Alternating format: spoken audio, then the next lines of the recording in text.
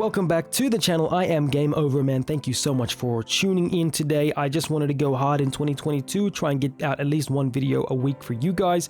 This one is going to be on the idea of console exclusivity and my thoughts on this. Now, I will preface this by saying that I have watched a lot of different videos where people are talking about the idea of having console exclusives and why you buy it. Griffin Gaming's responses, by the way, I have watched a lot of your responses to this and I agree with a lot of what I've got to say. Before we get into any of that, subscribe, like the video, leave a comment down below on your thoughts.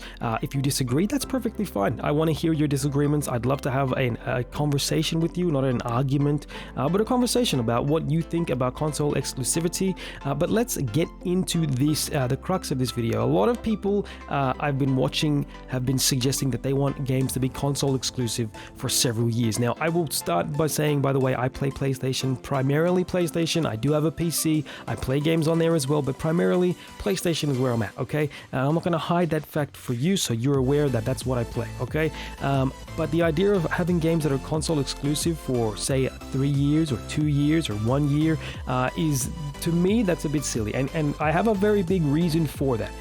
I understand, by the way, there is a time limit. I think that games should be exclusive. Now, that is for, say, bragging rights, and it may influence your decision to buy a console, okay? And I get it. Again, I saw a lot of Griffin Gaming's responses to this, and if you need a reason to buy a console, he basically says, then, well, why are you buying the console? That's silly. But this is one of those things where I think, okay, it makes sense if the game is exclusive for a little while. Not a long time, not a lot of, ages of waiting and waiting and waiting. There is an amount of time that a game, I think, can be exclusive, and it can be beneficial for that game to be exclusive for a period of time.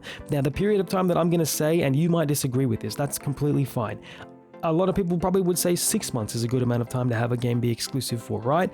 I don't think that that's a good amount of time. 3 months even? No, I think that's way too long to make a game exclusive. I think the best amount of time to make a game exclusive, so that may influence your decision to buy that console, is 1 month. And the reason I say 1 month, 30 days, or 28 if you're in February like we are now, 1 month of exclusivity is enough for you to have the bragging rights, because I believe a lot of people probably want them games to be exclusive because, you get that bragging rights and you feel like, you know what, that's my privilege for buying the console that I bought. That's fine. I completely understand that. You wanted to buy the console because of those exclusive games, because you get them earlier than everybody else, and for people who say this, I disagree. Personally, I disagree with this.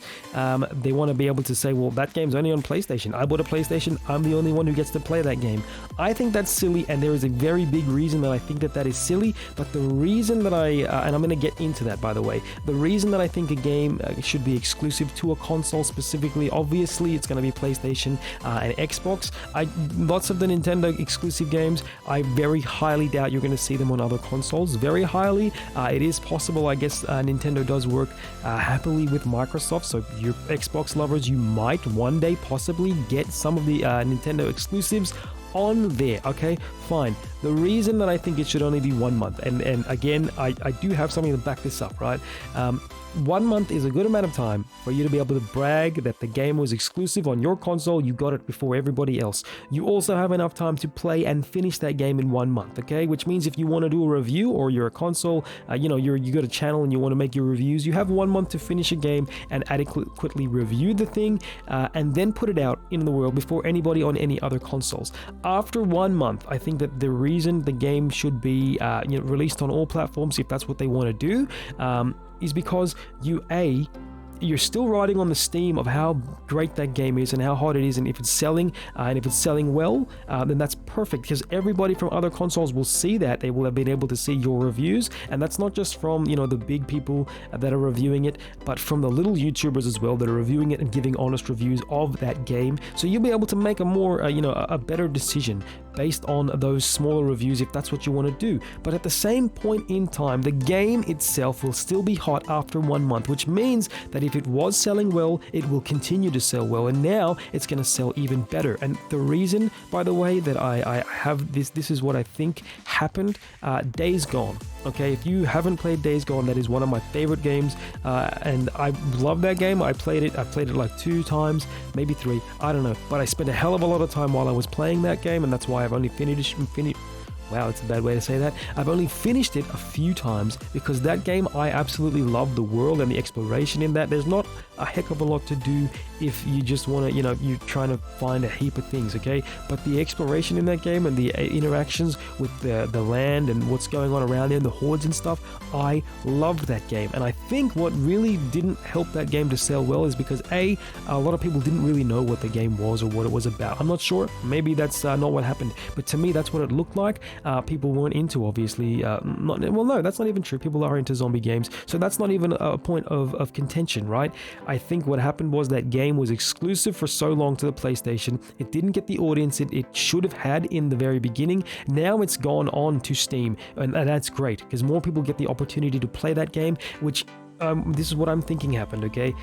That game didn't sell as well as Sony had hoped it would, which is why it didn't get a sequel, or it's not gonna get a sequel, and that honestly is a shame because that game was great, deserves a sequel to me personally. I think it would have been awesome to see where they were gonna go, and I think it would have been great just to see what was gonna happen with each of the characters. Are they gonna get new characters, anything like that? But what killed, or to me what killed that game, is the fact that it was only given to PlayStation players, and not a lot of PlayStation players supported that. But if you put it onto other consoles from the beginning after 1 month, so people get their exclusivity, that's your privilege for buying the console. Fine, I get that, right?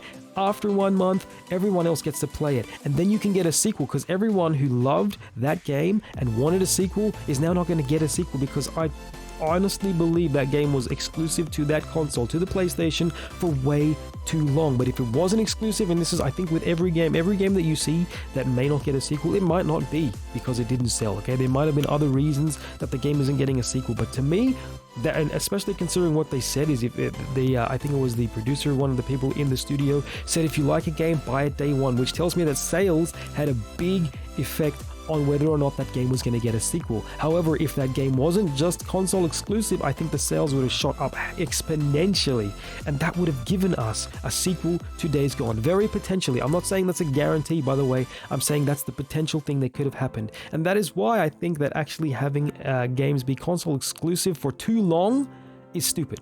I think console exclusives for a little while, that makes sense, that's perfect, that's fine. A little while being 30 days, okay? Honestly, in my opinion, if you want it to be exclusive for longer than 30 days, I think that maybe you're being greedy, maybe 2 months, okay? But realistically, to me personally, 30 days is enough time for a game to be console exclusive. And if it's going beyond that, you're basically taking a game away from other audiences that can experience that, and then you might actually in the future be harming yourself. Because if you want a sequel, you're not going to get a sequel if it doesn't sell well, or if people aren't really receiving it the way that it should be received. And again, to me, a game like Days Gone should have been received really well. But that's my take on this. If you have a different take on this, you let me know in the comments down below. Leave a like on this video if you enjoyed it. I guess you could dislike it too. Maybe you want it to be exclusive for 2-3 years. I understand, that's fine. And subscribe if you haven't, if you want to see more 2022, one video a week. Hopefully I can do more. They won't obviously all have this backdrop, but we'll see how we go. But thank you so much for tuning in. Thank you for your views. If you've put some down there, that's awesome. Have a great day, and I will see you next time. Until then, game on!